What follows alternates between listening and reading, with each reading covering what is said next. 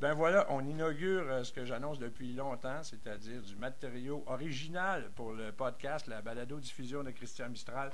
J'ai eu la visite, pour la première fois, du Dawson Kid himself, le Billy the Kid plutôt. C'est Simon Girard qui arrive avec son tribut, une bouteille de Johnny Red, Walking with the Kid. Puis on est rendu à la moitié de la bouteille, comme vous allez pouvoir vous en rendre compte. Simon, bienvenue au bunker. Hey, merci de me recevoir, c'est très aimable. Mais attention, les trous dans les flancs s'en viennent. Ça, c'est une autre façon de dire le pot après les fleurs? Ouais. Ouais, OK. Ben moi, de toute façon, je suis content de checker la compétition.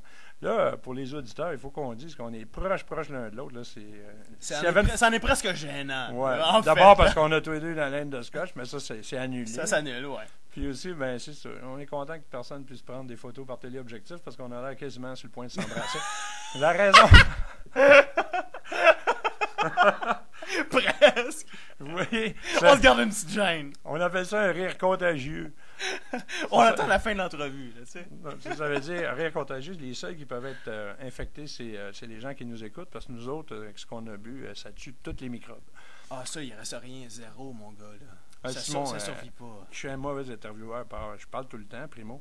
Puis secondo, mais quand même, tu disais, on laisse des dossiers ouverts tantôt. Il faut que j'explique pourquoi on est si proche. C'est parce que le micro est bien cheap, comme les gens doivent s'en rendre compte, puis parce qu'il faut qu'on soit proche. Ouais. Simon, raconte-moi une couple d'affaires. D'abord,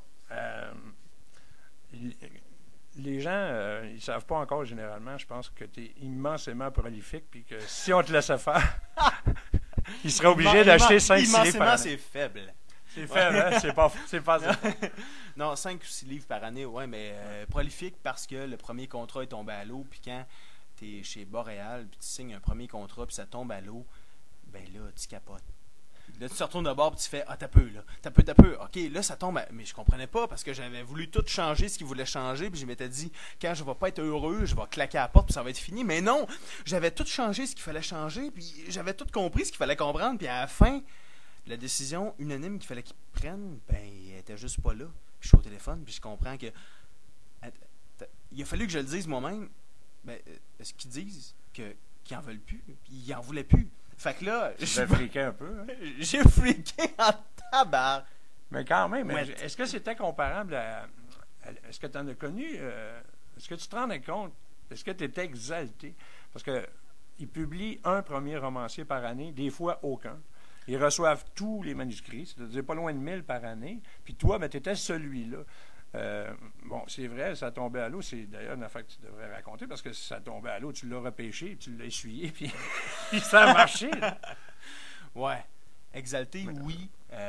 Mais quand tu es sur le bord de péter ta coche, tu regardes les 1 million qui ont pété leur coche avant toi, qui se sont pété la gueule, ben, tu fais juste dire, ouais, mais je veux-tu être le 1 millionième et une, ouais.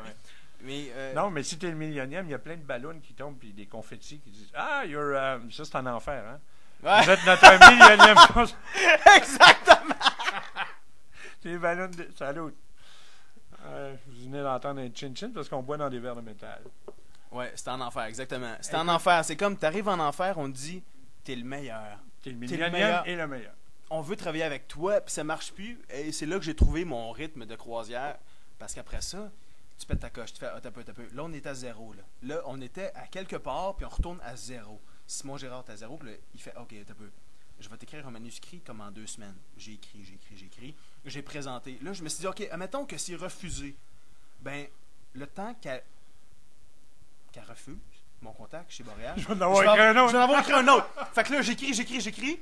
Là, je reçois le refus, puis je présente autre chose. Puis finalement, quand on a publié Dawson Kid, ben, juste avant, elle avait comme 3 manuscrits dans les mains, Hélène Girard, chez Boréal, puis elle dit OK, ben là, t'as peu, là, je suis capable de fournir, mais Dawson Kid, peut-être que ça vaudrait la peine que tu leur travailles. Super. Fait que tu les as eu non seulement à l'usure, mais aussi en leur présentant un éventail d'options. Porte 1, porte 2, porte 3. Est-ce qu'il y a un tigre derrière la première? Est-ce qu'il y a un étron derrière la deuxième porte? Tu sais, c'est comme dans les quiz. Je trouve ça super. On prend après. Au lieu de les avoir par. Quelle porte?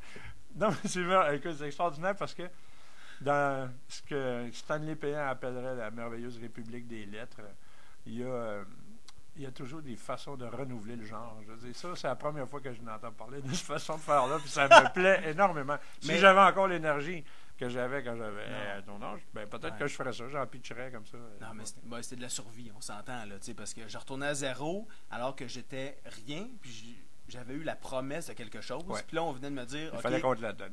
Ben c'est ça. Là, finalement, on t'avait promis quelque chose, mais là... Parce que Rose Bourassa, c'est Simon Gérard, puis Simon Gérard, c'est Rose Bourassa, ça, on peut le dire. Il y a presque personne qui l'écoute, ce podcast. C'est des boxeurs. Simon, tu sais, je voudrais que ça continue, mais si c'est trop long, je vais avoir de la misère à le charger. Il faut que je te demande avant, parce qu'on n'a pas parlé, ça fait 1 heure qu'on jase. Là. Des nouvelles, est-ce que tu en as écrit? Est-ce que tu as tenté d'en publier dans des revues? Parce que ça pourrait te faire sortir le trop-plein. Des fois, tu sais, c'est comme quand tu n'as pas de fille à la maison, tu te fais ça au poignet. Ouais. Non. Non. Non? Ben, je veux dire, oui, je me fais ça au poignet, mais non, pas de nouvelles encore. Parce que là, je sais que tu viens d'écrire une chanson, puis c'est un genre que tu abordes, puis la nouvelle, puis les longues nouvelles. J'ai écrit une chanson. Ben, c'est une histoire. Ça te permet de dire que tu as touché à ce genre-là. Oui, quand même. Mais vraiment, c'est une chanson. La poésie, est-ce que tu as tenté de la poésie? Non. Vraiment, ceux qui écrivent la poésie, je les ai en admiration. Pas possible. Tu n'as pas déjà l'intention d'essayer? Il me semble que ça peut rentrer dans mes romans. Oui, ben ça, je suis d'accord. Mais ça, tout là-dedans. Les 2 pages que j'avais lues étaient très poétiques. Caroline, je le prends pour un beau compliment. C'en est un. Même, moi, j'aime pas le mot compliment parce que ça fait tout le temps comme si c'était... Ah, du lichage. Oui, mais disons, c'est une observation. Ouais. Une observation judicieuse. Ben... Sais-tu qu'est-ce qu'on va faire? Regarde, ce que je te propose, là, c'est qu'on finisse la bouteille, on va charger ce qu'on a fait maintenant. Si c'est pas trop long, on en refait 5 minutes tantôt. Ça serait pas pire aussi. Yeah. C'est une idée qui vient de me venir de même, puis sans cocaïne ni rien, contrairement à ce que vous pourriez croire. Non, parce qu'ils ont l'esprit mal tourné, puis je t'écoutais parler avec tant d'énergie que le monde... c'est vrai, hein? Ben non, ils vont confondre le fait d'avoir 28 ans avec le fait d'avoir les naseaux farcis. Ouais. Ils me connaissent pas, mais de toute façon, oui, je suis d'accord. Salut tout le monde, puis il n'y a pas de place pour les commentaires sur ce site, mais vous me ferez savoir dans la rue si vous avez aimé l'expérience.